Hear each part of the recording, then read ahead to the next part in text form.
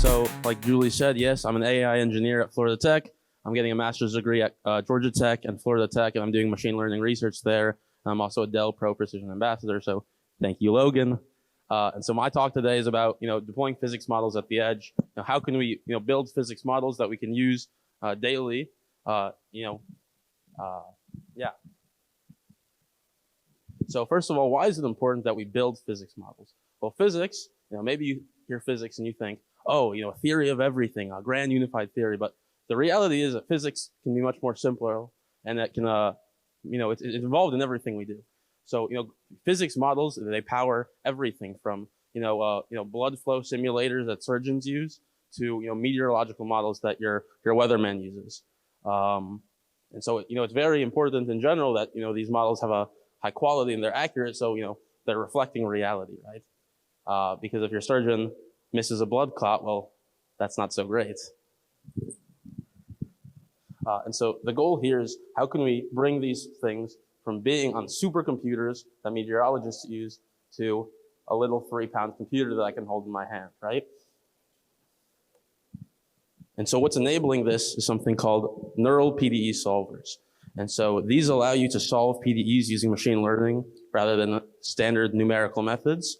And the power of these is that instead of running, hundreds of thousands of iterations for every new scenario, you train one model that can generalize across scenarios.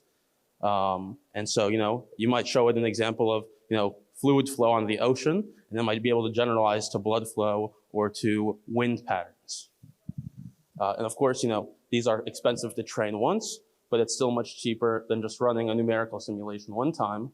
And it generalizes, and you can use it as a sort of foundation model if you're familiar.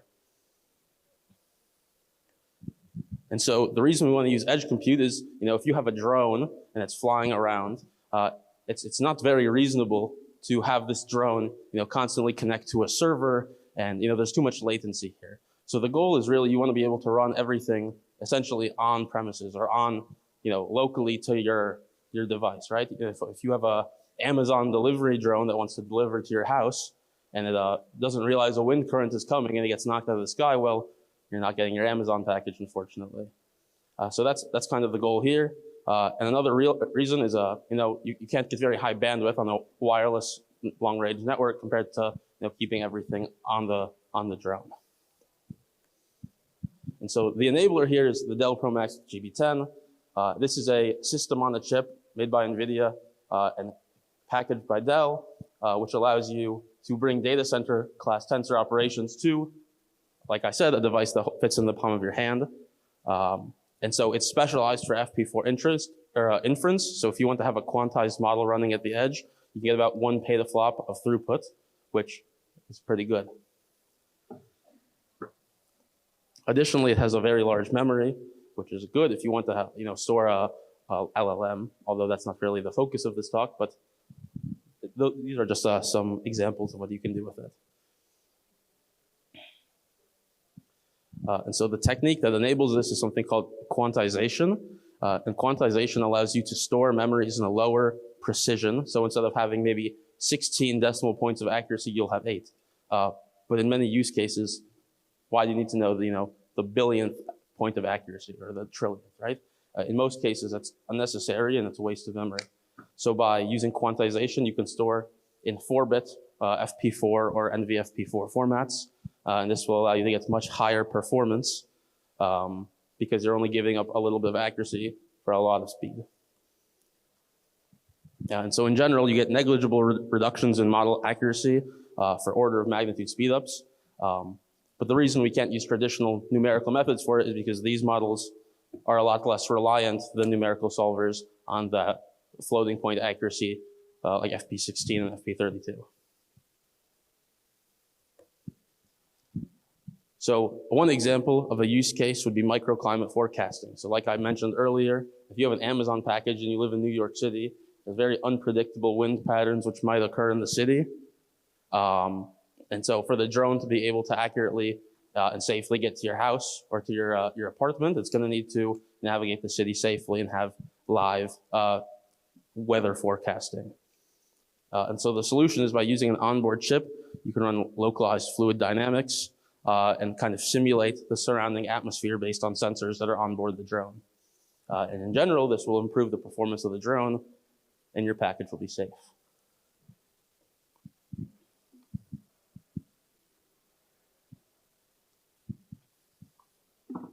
So another use case, and that's the reason why the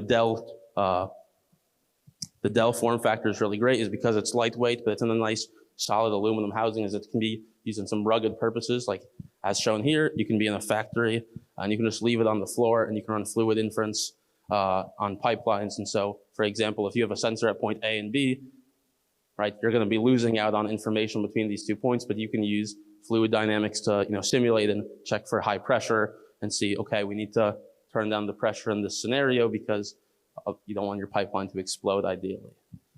That's an OSHA violation. And so the deployment pipeline kind of looks like this. You'll train your model in a high fidelity simulation. So that's maybe built from numerical data. And then you'll prune and quantize your model and compile it for to be optimal for the architecture. And then you can deploy the binary, get the live inference. Thank you. Any questions?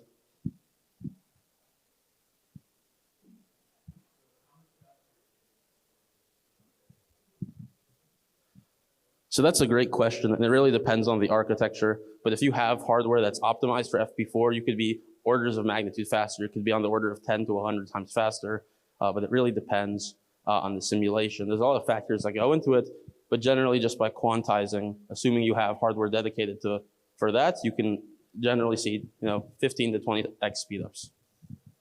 So with that being said, what sort of architectures are you using for these models? So for physics models, there's a few that are really great. There's some architectures called neural operators, which are like mathematically informed using ideas from functional analysis.